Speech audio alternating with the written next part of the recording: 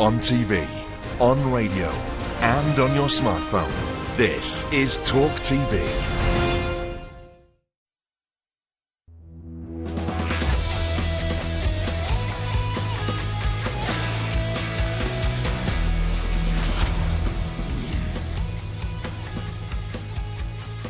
Welcome to The Talk, live on Talk TV, the home of straight talking. And I'm Sharon Osbourne. I'm Vanessa Feltz, and tonight we're discussing the new assault charges the Met's preparing for Harvey Weinstein. We're debating if it was right for a cinema to cancel a film after Muslim protesters claimed it was blasphemous, and we'll talk about raising the legal smoking age to 21. Joining us on the panel are Talk TV's James Max and Isabel Oakeshott, and journalist JJ Anasiobian. Isabel's got our first story tonight. Well, Boris Johnson faced questions from MPs today for the first time since narrowly winning his confidence vote on Monday. He said he's determined to get on with the job, that's what they always say, by the way, and came back fighting when asked about politicians plotting against him. I, of course, picked up political opponents all over the place. And that is because this government has done some very big and very remarkable things which they did not necessarily approve of. And what I want her to know is that absolutely nothing and no one, least of all her, is going to stop us with getting on for delivering people. And then Labour's Angela Eagle told the Prime Minister that he was loathed and should resign. This week's events, Mr Speaker, have demonstrated just how loathed this Prime Minister is. Yeah. And that's only in his own party. So, as his administration is too distracted by its internal divisions to deal with the challenges we face, can the Prime Minister explain if 148 of his own backbenchers don't trust him, why on earth should the country? Well, meanwhile, Labour leader Keir Starmer used the opportunity to question the Prime Minister's record on the NHS. Pretending no rules were broken didn't work. Pretending the economy is booming didn't work. And pretending to build 40 new hospitals won't work either. They want him to change, but he can't. As always with this Prime Minister, when he's falling short, he just changes the rules and lowers the bar.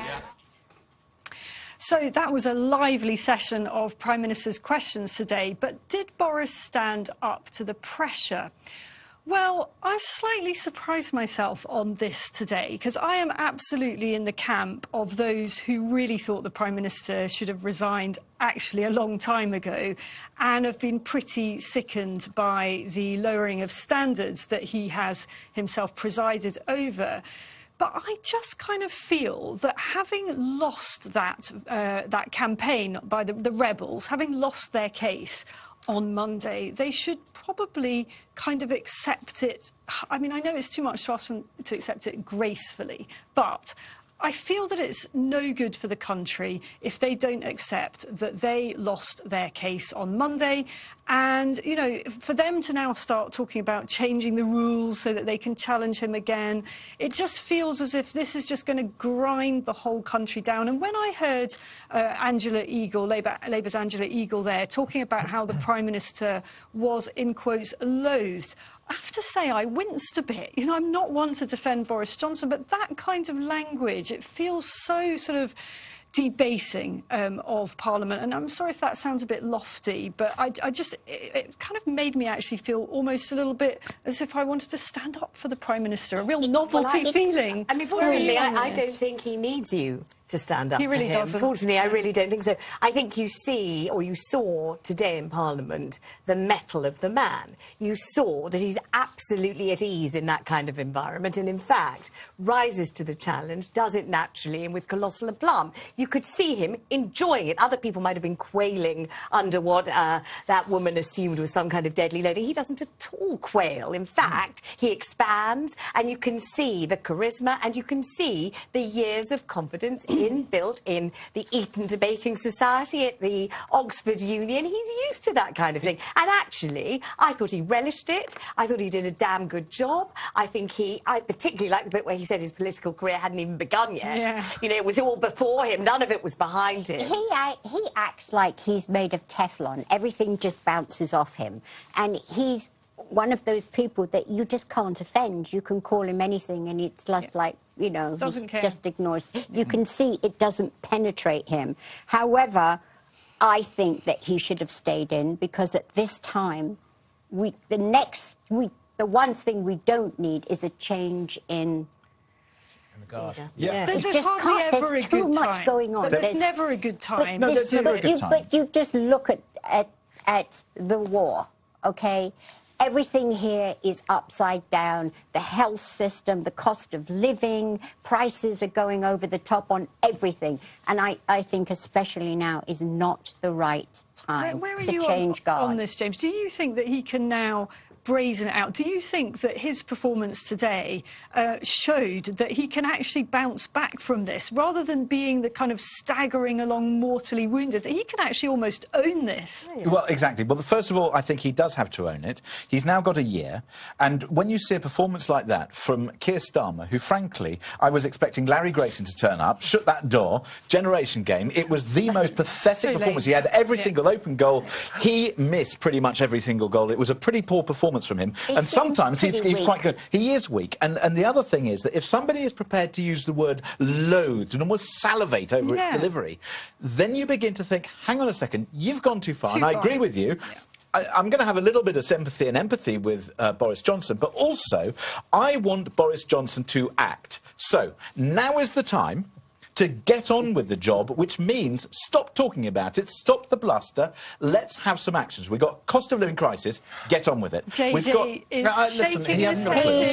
sorry. Let him speak. Come on, JJ. Thank you. Come on, JJ. What do you got? When someone like Boris Johnson, who has described women who wear the burqa as letterboxes, Come on. This This is years ago. I don't think it's years ago. But he didn't out actually now. describe them as No, that's letterboxes. That's technically incorrect. He is a man who has not ever used his own, been careful of his own usage of words. So if someone say that he's loathed, well, actually, a lot of people in his party did want him out, so I think it's fair use to say that he is loathed. Secondly, Keir Starmer, I agree with you. Generally, the man's got a weak chin, but I think at this time, he's playing the long game, because it's much smarter for Labour to keep in Boris, the lame duck, for the next general election and to go against him than to bring in somebody else who's not going to have made anywhere near the same amount of mistakes that Boris has made over the past 2-3 years, and not get in someone who's more competent. So I think it's actually smart for Keir Starmer to have been a bit more gentle on Boris in the hope that he is there for the next general election. Do you think he could make a good Prime Minister? No, I don't think he could. I don't think and that's the point, well, there you go. And there you go. But you see, that's the point about Keir Starmer, which is Labour is going to have to start in the same way that Boris Johnson's got to start delivering. And he's got to stop with the bluster, he's got to stop with the excuses, stop with everything else.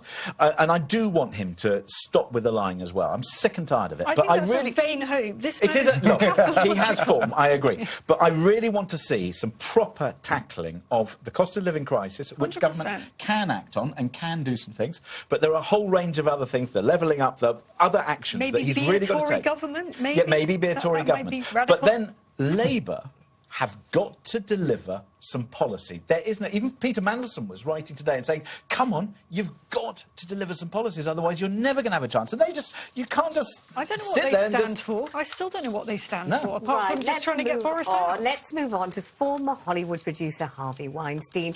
He's going to be charged with 2 counts of indecent assault against a woman in London in 1996. The alleged victim's now in her 50s, but the UK doesn't have a statute of limitations for rape or sexual assault, and that means the Crown Prosecution Service can still authorise charges. Once he's formally charged, court proceedings can begin. Weinstein's currently serving a 23-year sentence in the United States. So, Sharon, do you think that this will yet again shine a light on the really dark and seedy, seamy side of show business? Of course it will, and I think that it will just a little bit more cement that you can't get away with it. Eventually you will get pulled for your bad behaviour that continues to go on today. But I think that his legal team will come up and say he's too sick to travel, Weinstein's team, and they're going to pull that number, because he went from standing straight to the second month in court to being like this. Yes. And I think they'll pull that number. I think it will be very hard to get them to release him to come to this country. Do you think that they'll simply Zoom it, though? These days, everybody's used to people not being there in person. Yeah, that's a very good point. Yeah. So how do you think Harvey's going to react to this? You've met him, right? Oh, I think it's going to make him croak, to be honest with you. He's really not that well anyway. He can walk better than he's putting on. But I think that everything has been taken from him, and I don't think he will take much more. Were you aware before all of this came to light of his reputation? Did you know in the way that people said they knew about Jimmy Savile? Did. Everybody did, but he was so powerful, and everybody would just put up with it and pretend he was a really good guy, you know, one of the guys, and everybody detested him.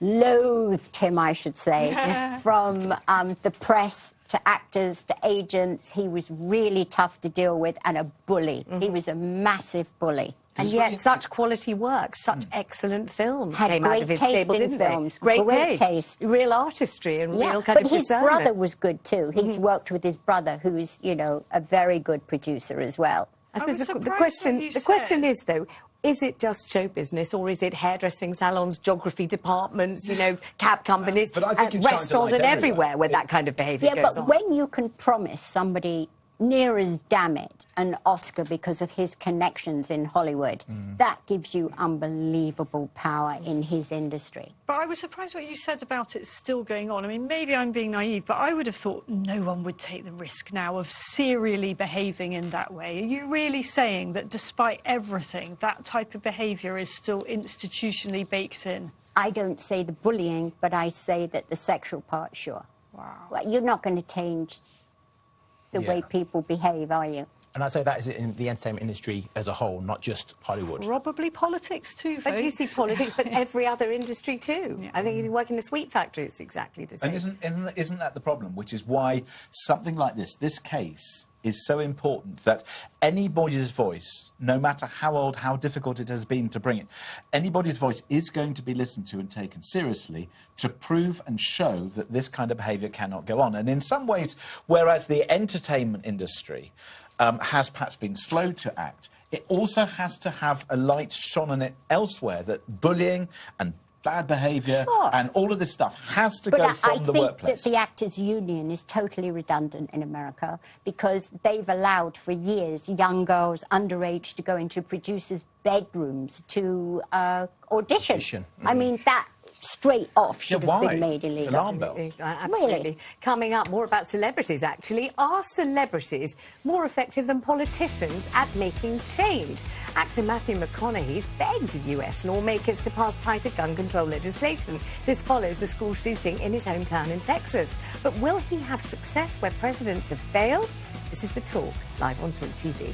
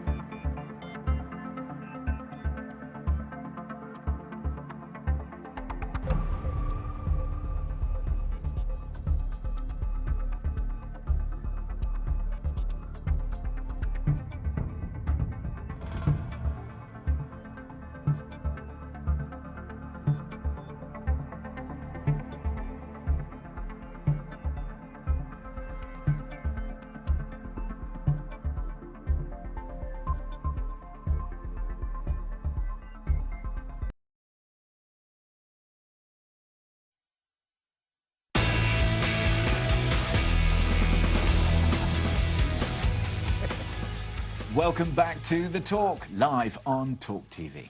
Hollywood actor Matthew Mcconaughey has given an emotional plea for gun reform at the White House, tearing up as he talked about the victims of the school shooting in his hometown in Texas. The Oscar-winning winner shared stories about the children killed in the massacre. Mayday wore green high-top Converse with a heart she had hand-drawn on the right toe because they represented her love of nature. Camilla's got these shoes. Can you show these shoes, please? Wore these every day. Green Converse with a heart on the right toe. These are the same green Converse on her feet that turned out to be the only clear evidence that could identify her after the shooting. How about that? He also called for responsible gun ownership and said the Second Amendment was being hijacked. He pleaded for lawmakers to work together. Responsible gun owners are fed up with the Second Amendment being abused and hijacked by some deranged individuals. We need responsible gun ownership. Responsible gun ownership. We need background checks. We need to raise the minimum age to purchase an AR-15 rifle to 21. We need a waiting period for those rifles. We need red flag laws and consequences for those who abuse them. These are reasonable, practical, tactical regulations. So Matthew McConaughey's intervention follows other celebrities who have championed causes, like Marcus Rashford's campaign for free school meals, Deborah James raising awareness of bowel cancer, Jamie Oliver improving school dinners, and even Kim Kardashian's fight, well, she's got to get in somewhere, for criminal justice reform. So, are celebrities more effective than politicians at delivering change? Sharon, you know a celebrity or two. Do you think they are? I think that if celebrities would join together, I mean, you look at some celebrities, high-profile ones, that have millions and millions, like 100 million followers is not unusual. So there are people that are such fans of these celebrities that they will listen. And I think the way to do it is for celebrities to join together and get people in their community to stand up and demonstrate. We need a couple of million people to go into Washington and stand outside the White House and campaign for this, because unless they see people rise up, they are going to just keep taking money from the NRA, and they own everybody in government anyway, and nothing will change. Nothing at all. And it needs people at home that are saying this should stop to actually stand up and be visible on this. But do you think that's celebrity power? I mean, when you think about it and you think, look, in America, the whole idea that a celebrity could become a politician, and in fact with Ronald Reagan, of course it did, and he was a fantastic communicator. But very often, celebrities are really good at the one thing that they champion. But if you actually put them in a political arena, they'd very often fall short. I think Ronald Reagan was unusual. With Matthew, they've been saying he should run for a governor or he should run, you know, for the Senate. Everybody has been saying that for years. You've got people like Jane Fonda. There are many people like Jane Fonda. George Clooney. Fantastic. But he doesn't want the job. But I mean, if he did come up about, you know, guns, I mean, we did have Arnie. Millions would follow him. Yeah. Arnie One too. of the big problems, though, is that you can have a magnificent pairing of a celebrity and a cause. But just as you can miscast a celebrity in an advert or a commercial, and they end up doing the most terrible harm to whatever product it is they're trying to flog because they're not sincere, or they don't match the product correctly, or they're just the wrong celeb for the product, you can have exactly the same with a celebrity and a cause. So, for example, when Emma Thompson flew in, I think it was on a private jet, to come to the aid of Extinction Rebellion and talk about saving the planet. Everybody's like, oh, and that was a terrible own goal, wasn't it? Yeah. And also, I mean, lots of people champion Jamie Oliver for championing healthy school meals, but remember the parents shoving burgers through the school gates and you know, wanting their children's reserving their children's right to eat turkey Twizzlers. But then also remember when people started to go through his recipes and said, hang on a second, look at some of the recipes. If you cook these, some of it's healthy, some of it really isn't. Well, that's the thing, isn't it? So it's for celebrities celebrity and the issue match, which is the crucial thing. Examples. And if looking at British examples, Jade Goody on cervical cancer, I mean, that absolutely radically transformed the take-up of smear tests at that time. And then you've got Bowel Babe. I think that has been extraordinary in terms of raising the profile of bowel cancer and the symptoms of that. So, you know, it doesn't always backfire. And let's face it, celebrities are much nicer to look at, aren't they, than most politicians? And I think they do and they have bigger followings, some of them. Exactly but that. Those are examples of them raising awareness of things. They're not really changing a law there. They're just raising the consciousness of the public. But I think, as Sharon said, and you named lots of celebrities at the top there, Kim Kardashian, for example, someone who you don't really truly respect, I don't presume, James, and yet she's been able to free people from she's life imprisonment. So fond of, I get what celebrities can do, especially more so in the US, is that they can galvanise their followers to increase public pressure on the politicians. Does that undermine, though, the idea of a democracy, that you should actually have to stand? So these people, because they're... I suppose it's the ultimate democracy, that you're on social and digital media, and then because you're on a platform, because people seem to like you, you have huge amounts of following, which means you have incredible power, but you can never be voted out of that power. And that's the difference, I think, between celebrity and politics, whereas, you know, celebrities turn up and they just... Don't you think we distrust enormously celebrities who speak out? We think, listen, you know, stick to your script, you know. If you're in a Shakespeare play, stick to Shakespeare. If you're on a TV soap, stick to that. We don't want to hear your views on politics. We don't want to know what you think about potholes in the road. You're a celeb. Stick to being a celeb. I don't think we like it. But if Attenborough came across... Oh, now that's different. There are some examples. That's right. But he's not a celeb, though. He's a national treasure. Yes. He is. I think we're going to be talking about him later, aren't we? We are going to be. Now, listen, we've been talking about movie stars, but I want to now bring your attention to a controversial film. Cinema chains have been accused of bowing to extremists for pulling a film about the Prophet Muhammad's daughter. Demonstrators picketed Cineworld and showcase screens across Britain following the release of The Lady of Heaven. Protesters claim the film is blasphemous, spreads false information about Islam and disrespects the Prophet. An online petition demanding it to be removed from cinemas has topped 120,000 signatures. A London imam told Talk TV the film could inflame divisions. I don't think it's a modern portrayal of freedom. I don't think it's a portrayal of Islam in its history. It's just a twisted version of a person's own narrative, and that's the problem. There is racism in that film. There is sectarianism in that film. And at a time when we're trying to create harmony in our country, unity amongst ourselves, we don't need a film like that. But Health Secretary Sajid Javid said the film's cancellation is worrying. I'm very concerned about the growing cancel culture in this country. You know, there's people out there who think they have a right not to be offended. And of course, no one has that right. You might not like what someone's got to say, but they've got a right to say it. And we don't have blasphemy laws in this country. I think that would be an incredibly dangerous road to go down. What we have in this country is freedom of speech and expression, and that is a fundamental value. So, is cancelling the film a sensible decision or defeat for free speech? Now, I don't think the film should be banned at all, I'll be honest with that. I have Muslim friends, more importantly, I have Muslim family. Nowhere in the Quran does it state that, or does it forbid images of the Prophet to be displayed for Muslims. There are additional teachings, they call them hadiths, which explicitly say, actually, no visual depictions of the Prophet, or any prophet for that matter. But I do not want this country to become, to beckon to an angry mob. Every time that someone is offended or someone feels that something is against them, I don't think it's healthy for us as a country to then say, especially when it comes to the arts and free speech, to say, no, actually, we're going to bow to what you guys have said. And on the fact that the reports that I've read and the footage I've seen of Muslims outside the cinemas protesting and reports of them threatening the staff who work in Cineworld and Showcase, that's not the behaviour of Muslims that I know. That's not the behaviour of anyone that I know who's a true follower of Islam. It's a religion of peace. My Uncle Salim used to take me to mosque all the time as a child. My cousins are Muslim. They are peaceful people. Mm-hmm. They would not be outside those cinemas intimidating staff who are just there doing their job. I think this is a complete own goal. And actually, I'd not even heard about this film before the protests, and now I'm interested, and actually now I do want to go and see the film. So for the protesters, all they've done is give this film more attention. Don't you think that...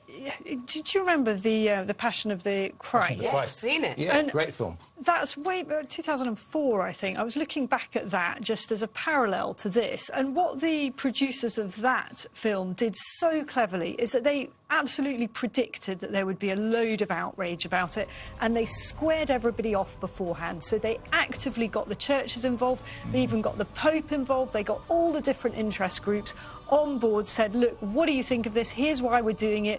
This is the reason why. This is a, you know, whatever. It's a piece of entertainment, very powerful. And, you know, that film did phenomenally well. It was an amazing success. And I think that those behind this film that has now been cancelled really screwed up, didn't they? Because they could have managed it differently and they would have had an amazing success on their hands, maybe. The thing is, I think anybody that makes a movie on religion is taking a huge risk, because you're 100%. Always going to get extremists in that religion that totally, you know, deplore what you're depicting in the movie. You can never win with a movie like that. Even if people remember Sir Lou Grade, later Lord Grade's Jesus of Nazareth, starring Robert Powell. I mean, to most people, that's like the most adorable Bible story depicted in the most charming, almost Disney. It's so gorgeous. Who could not love Robert Powell? It was hugely controversial at the time. People thought it was a disgrace and enormously defamatory. Now it looks like something you'd show to a 3-year-old and everyone would adore. Well, exactly. So, you know, it takes courage, though. You may say they misplayed it, but you might say how brave, how courageous, how crusading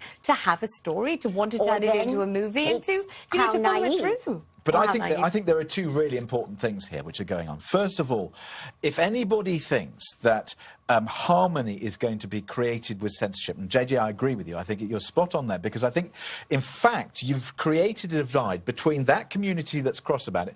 Tell us that you're cross. The protest's fine, but don't be aggressive about it. Raise awareness so that we can learn the story, so that we can learn more, as opposed to saying, well, censorship is the answer, because it isn't.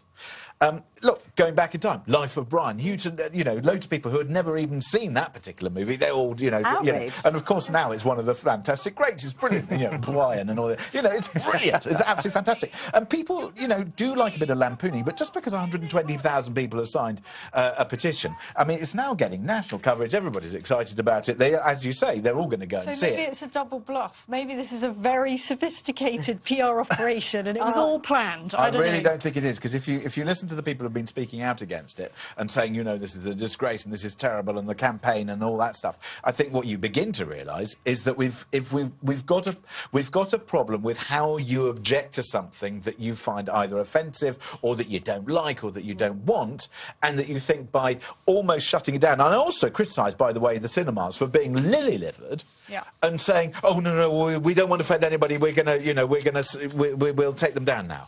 No. Stand up for your principles and free speech. I don't want to go to a Cineworld anymore. Oh, take a breather, James. Now, coming up, should the UK raise the legal age of smoking to 21? A government review into the issue is expected to be released tomorrow. We're debating if it'll decrease smoking rates next. This is The Talk Live on Talk TV.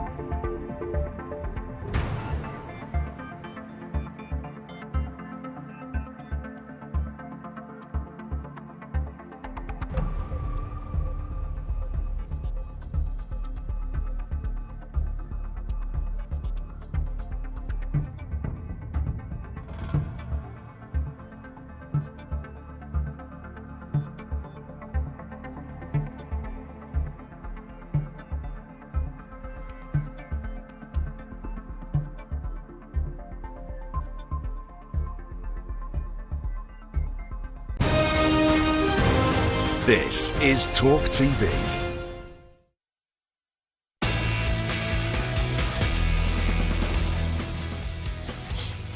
Welcome back to The Talk, live on Talk TV. The family of a woman murdered by her estranged husband are lobbying MPs to curb killers' parental rights. Last year, 27-year-old Jade Ward was stabbed and strangled in her home by Russell Marsh as their 4 young sons slept. Marsh must serve at least 25 years in prison as part of his life sentence. But under current laws, killers still need to be consulted on decisions affecting their children, like medical issues, education and travel. Jade's family were in Westminster today pushing for a law in her name, calling for the automatic suspension of these rights. So, should the law change? Well, we all know that if you're in prison, you forfeit the right to vote in a general election.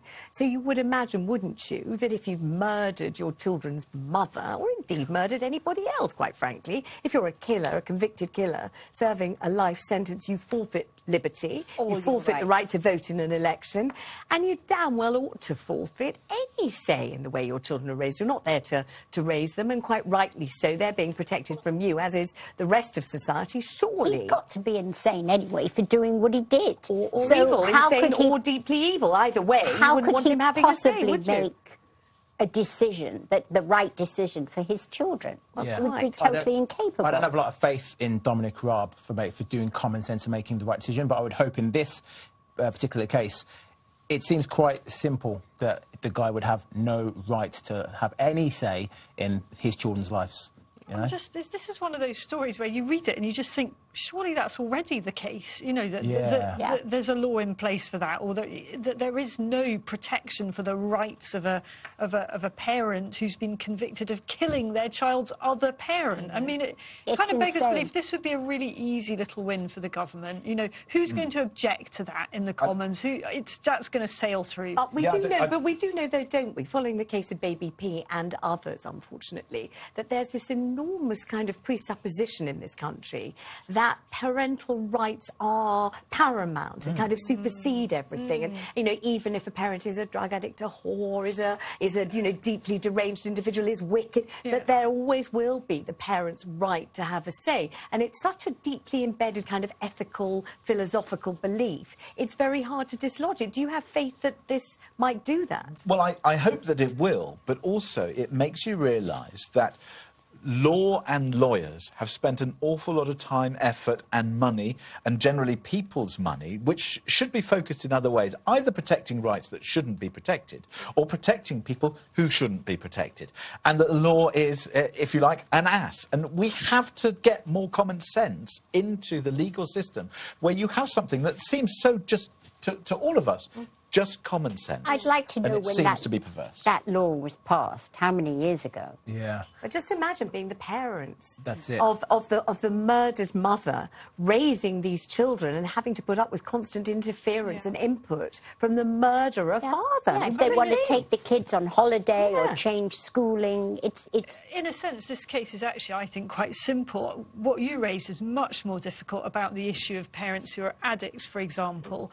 And, I mean, I would really think there's a strong case that certain behaviours disqualify you for a period, particularly if you are a hopeless addict. You cannot really then be in a position to make wise decisions about the upbringing of your children. But I think it's deeply inculcated, isn't it, into social workers to do all they possibly can how well to that's leave the children with how well it. that's ended in so many cases. Held belief, and there's been terrible mistakes made because of that. So many mistakes. Yeah, absolutely. Baby P, for example, yes. Well, let's move on to maybe some other mistakes. Well, should the UK raise the legal smoking age from 18 to 21? Recommendations to change the law could be announced as early as tomorrow, but it's reported the government is still split over the move. Not split over anything else at all, are they? Anyway, the government previously announced that it wants to be smoke-free by 2030. So, is this the best way to do it?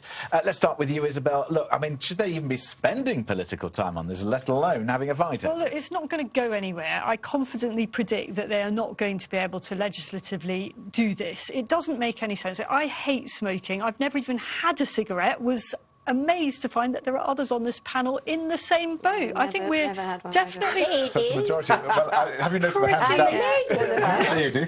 Yeah, I mean... So I hate smoking. I hate everything around it. I genuinely am bewildered as to why anyone takes up smoking now when we know everything there is to know about how absolutely awful it is for you on so many levels. But I don't see how you could justify raising the legal age to 21 when you're not going to do the same for alcohol or so many other things.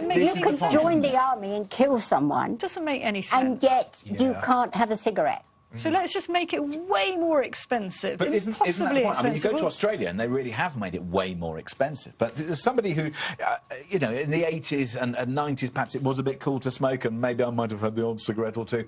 And a few years ago, I just decided, you know, it's terrible. It has to go, and it all went, and that was fine. And I found it quite easy to just stop. And I know how difficult it is for others to give up. And I also know that it's kind of the younger you get involved in it that maybe that's going to be the problem. But if you have a look at, you know, all the stories when I grew up in the 70s and the 80s, kids behind the bike sheds, you know, they had old brothers, sisters, whatever. They all, you know, if you wanted to get cigarettes, you got them. You went to the corner shop and they sold you one and, you know, a single match or whatever. But the thing is, fake IDs is everywhere here. So what's the point? Anyone will get another fake ID. We've got to win the argument in a different different way, haven't we, I think? But they did it in New Zealand, and it seems to be working OK for them. The 21 thing? Yeah. And does that But match there's the only alcohol? 21 Or? people in the ship. There's so few people there. That is true. But look, they do it in New Zealand. Ultimately, it's for the benefit of everyone, right? It's not a bad thing. I get. Do you think it would work though? No. I think it will work to reduce amount of people smoking. Kids are still going to want to buy cigarettes, and they're still going to get the chance to do that. They'll have fake IDs. They'll get older siblings to get them for them, or their cousins, or they'll pay their mate down the road. We've got a bigger problem though with other things. We've got a bigger problem with alcohol. We've got a big problem with drugs. And we've got a bigger problem with vaping sticks. And we can get there. We can get there. But we can't attack everything at the same time. That's not how the world works. You know that, James? Yeah, I know. But I just think that. Yeah, but I think that this just sends people down a different route, and all it does is that if you start to make smoking really expensive, then you make other things relatively cheaper. And the second thing is that you just push people into other avenues, and whether it's vaping or those nitrous oxide things, whatever that people do, I don't know, balloons and the things and the stuff. I mean, there's always something. £10 billion a year in taxes on smoking. So you may say that they won't have much of an interest in pushing this one through anyway, will they? So it's not going to be guided through with much conviction. Not necessarily. And I also think that the government, they've got to get their priorities sorted. And maybe if they focused on actually dealing with the laws that they got in place and making sure that things were stuck, you know, in terms of there are people buying off the internet vaping sticks well below the age of 18, and I think that's even a bigger problem than smoking something with a bloody battery in it. That's insane. I mean, Boris Johnson's heart will not be in this. He is a libertarian at heart. It's a very unconservative thing to do. It's just not going to happen. And it's also deeply confusing to be an adult of 18 and yet unable to buy a cigarette. Well, exactly. It's confusing that 18 and then it's 21 and then it's 17 for driving. No. Anyway, that debate will range. Meanwhile, coming up, Marks & Spencer is set to pay its first ever female chief executive more than her male counterpart. Hooray! Well, kind of. We're debating whether that's fair. Oh, the good word fair. That's next. This is The Talk, live on Talk TV.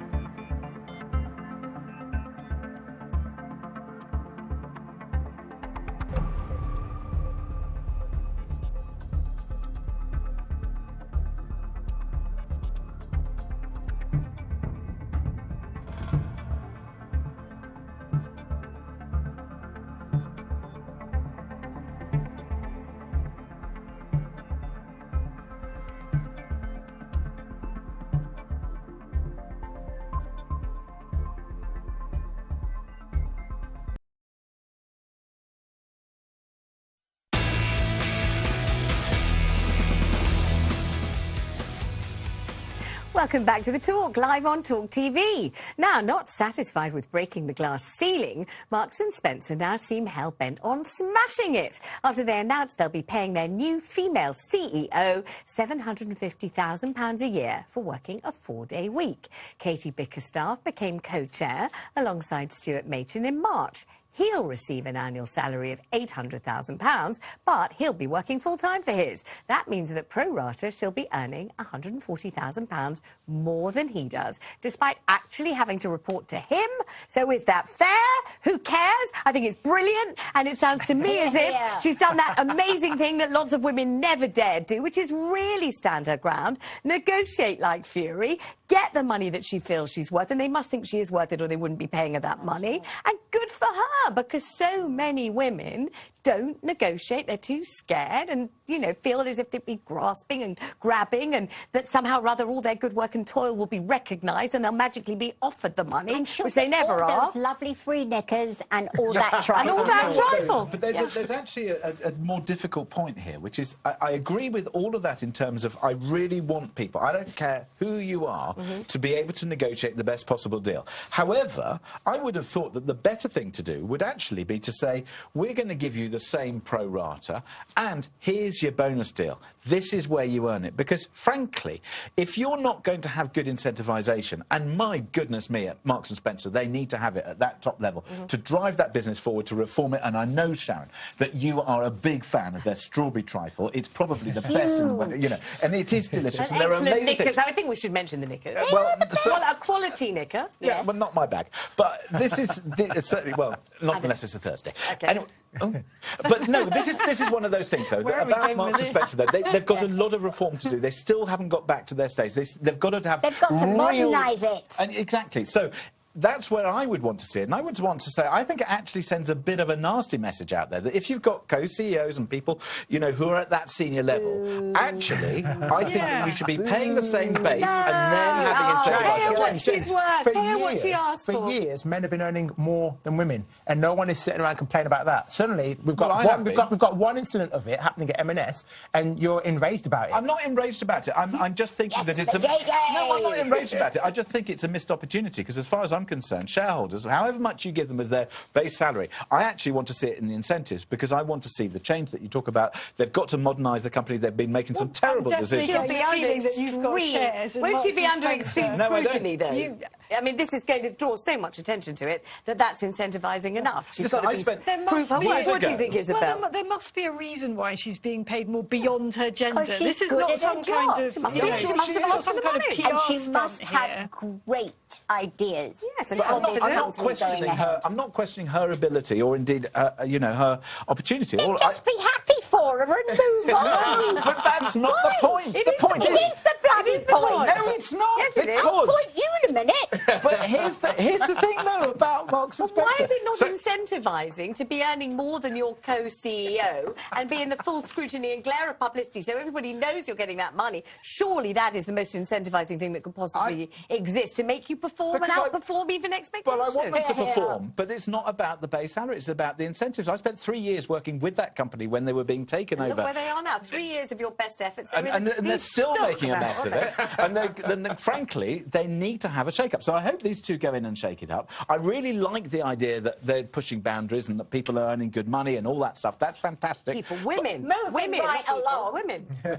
Women or men. I mean, great, fantastic. But I want to see a return of this great British icon that used to make a lot more money than it does. It needs to reinvent itself. It's got pockets of brilliance, pockets of innovation, and massive saggy old pants of old stuff that needs changing. So change it. On the note of saggy old pants, nobody told me I was going to come and be part of the show. Anyone would say that. Deeply offended. Let us move on. I think it's high time to the short and sharp debates from our panel, because it's time for small talk. saggy old... And Isabel, you've got the first one this evening. I'm still trying to get over the saggy old pants thing. Now, David Attenborough, Sir David Attenborough, apparently he's got a second knighthood, as if one wasn't enough. So he got his first one in 1985, unbelievable, absolutely ages ago, and that was for services to both television and conservation. And now he's been awarded an even higher honour. I'm going to have to read this because I knew I'll never remember it. A Knight Grand Cross of the Order of St Michael and St George, no less. Yeah. I didn't even know you could get a double knighthood, but there it is. I don't have any objection to it. I just think he's absolutely fabulous. He's a treasure. Yes. Do we now call him Sir David? No, he should have been made a lord. Cut right to Lord the chase. Sir David. But why don't we have national treasure status? Because, I mean, That's a good point. A bit I would love that. Yeah. I mean, I love the grandiose title. That's very nice. But no one's going to remember that as you. You didn't, I wouldn't, no idea. But national treasure, NT I mean... at the end of your name. Yeah, National NT. treasure. National treasure is decided by the people, I think not by the Queen. The campaign starts here. Oh, this the could be a campaign new starts thing. here. Uh-oh. It's a bit subversive from that side of the table. Let's go to you, James. This is about restaurants, isn't it? It certainly is. Doggy bags. Now, Spain is set to force restaurants and bars to provide doggy bags to diners under plans to crack down on waste, so they say. Owners of these restaurants could face fines of up to £50,000 if they bin food. Similar legislation already exists in France and Italy. Spain wants these new rules to help slash the 1.3 million tonnes of food and drink it throws away every year. Now, I sort of think it's a good idea, except the only time I go to a restaurant and there are leftovers is when the food's shocking. So if the food's not shocking, plate is licked clean and I don't need a doggy bag. But sometimes you do go to restaurants and the portion sizes are absolutely enormous. And since I've been doing a defatting exercise, maybe if I knew that they were all prepared to do a doggy bag, I'd actually eat half of it and say, would you mind awfully, and then take it away and then have a second meal rather than gorge. I always ask. Do you for it. ask? Yeah, I always ask, and they always say yes. When Always. people ask. Why do you cringe? I always think how awful for it to be thrown away. I kind of know I'm wrong on this, but somehow or other, when people do it, I just think it's a bit crass. I think it's I lunch don't know. tomorrow, and I will eat it, and Does I can't anyone eat it now. actually eat it? Or does it Yeah. not Oh, just I sort would, of- yeah. Oh, the dog and the cat. Yeah, 100%. Yeah, and they always say yes. I've never had anybody look askance or refuse or anything like that. And what about in America? What's the culture there in terms of the whole... Is it called a doggy bag? A doggy bag. Always, always, always. Everybody for like 50 years has Which taken they home a need, because the doggy bag. portions are just insane They're over there. So. I love American portion JJ, what sizes. have Oh, you they're got for us delicious. this Their evening? food is So, this so one is... bad. It's so annoying. Archaeology students are getting triggered by fossils. So, University of York has been ridiculed for issuing a trigger warning to its archaeology students that they will see images and videos of human remains. So, critics have suggested if your archaeology students need a trigger warning, that you're going to have to look at bones. Isn't that just a bit Head in ludicrous? hands. What are they doing being an archaeologist? Exactly. If you trigger warning, you might not see any bones and you might be disappointed. Not trigger warning, you might see them. I'd like to see this person that came up with this. I'd like to fire them. Yeah, it's that. Well, these people will not be working for M&S anytime soon, James. So No, well, let's hope not. Let's hope not. Well, I've got the next one, and this is about houseplants. And apparently, if you have luxuriant and flourishing houseplants, it's good for your state of mind. You feel great, you feel thrilled. But if your houseplants are wilting and drooping and dried out and disappointing, it's appalling for your mental health. And so it's being suggested that you should get rid of them so that you feel better. So right. So Do you think right. that's right? I took one out into the garden yesterday because it was dropping leaves all over the kitchen floor and it was making me feel dismal, and I'm afraid I've condemned it to a chilly death outside. See, I think that's terribly harsh. Well, Have you not seen the app that you can point it at your try plant to find out and it what's says what you need to do to help fix it? Yes, I think Where you should need to coax put the it, how poor you- little plant back to I life. always overwater them. Yeah, though. that makes they the like roots rot. they need I to don't swim. know. They need for it or neglect. They something. need benign neglect, most, especially orchids. I don't even have one ice plants. cube every 6 No weeks, plants just inside. melting gently in the thing. What? My plants are in the garden. I don't have any plants inside. Oh, no, indoor plants are lovely. You have flowers. I love flowers. Oh, yeah, I've got roses. Come Love on, see them. the flowers. Yeah. Cherry tree. Yeah, but And plants Sharon, inside, you've got lovely. our last one this evening. I do. A study have found those who always look on the bright side of life are more likely to live past the age of 90. The study also said optimism was as good as exercise. Hey, that's also great. Makes sense. Yeah, well, I believe in that. You know, people that always think the glass is half empty Yeah. and they're like this and they're always complaining. I mean, I think it's always good to write down what you are you feel you're blessed within your life. Gratitude journal. Yes. Yeah. I think I've heard that of is it. such a positive thing. I think you're going to have to work out, though, as well. I don't think just being optimistic is going to keep you fit and in great shape. Says you with guns like Oh, this. stop it, Sharon, stop it. But are you glass half full? Yeah, I'm pretty optimistic. Yeah, you but, should be glass half full. but I also don't want to live too long. Yeah. I don't want to go like to 95. Well, what's life? That's like only that? because you're Stay a like mere that. youth now. You haven't got to an age where it's like, 96 oh, it's fine, we'll keep going. If It's going you forever. 96, you could have tea with Paddington. Oh, right. So of course. everybody wants to live long enough to do that, Oh, don't we? yeah, I I do. would, yes. Oh, I would. I would love well to do done, that. Madge. 100%. So, Sharon, the news is that you're heading back to LA, and I'm sorry to hear that Ozzy's got a big operation coming up as well. He does. He has a very major operation on Monday, and I have to be there. It's really going to determine the rest of, his life. So the next thing is my son is going to have a daughter in about 3 weeks. Fabulous. And also it's our 40th wedding anniversary. Congratulations. 1st of July. So are you planning a nice big party or something for that? I don't know yet. Depends on everything with Ozzy. So you're feeling nervous, excited, all emotions all at once. And plus the fact I've got 9 little dogs that miss me terribly. Yeah, little Elvis has been a So star I know for we're sure. going to be seeing you live, though, aren't we, from LA? You're not going to be disappearing Oh, I'm not altogether. going anywhere. Can't get rid of me now. And the funny thing was, when I spoke to Ozzy today, he said, have you been fired yet? And I said, no. He said, this is a record. And you will be back next month. Yes, I will be back next month. Yeah, OK, so lots of definitely. planning to do, lots of worrying, lots of everything going on in your life, as usual. As usual. As usual, as we've come to expect, haven't we, really? Yes. So are you off sort of straight after the show tonight? Tomorrow morning. All right, well, safe journey, and you'll be missed enormously. We'll be missed, and all our thoughts are with you. Well, and with just Ozzy. think about my big, saggy cotton knickers. Well, Well, you brought it up. I did. I'd rather dear. think if you're going round to see his roses, I think you think about those great big and giant knickers. I don't know whether this is the time to say that that's all we've got time for on the talk this evening. Maybe you're relieved to hear that. Thanks so much to our wonderful panellists. Of course, the one and only Mrs. O. There's, of course, James Max. He'll be back on Talk TV at 5:30 a.m. Isabel Oakeshott and JJ Amisobi as well. We'll see you again tomorrow night. Next on Talk TV is Daisy McCandrew. Have a very good night. Good night.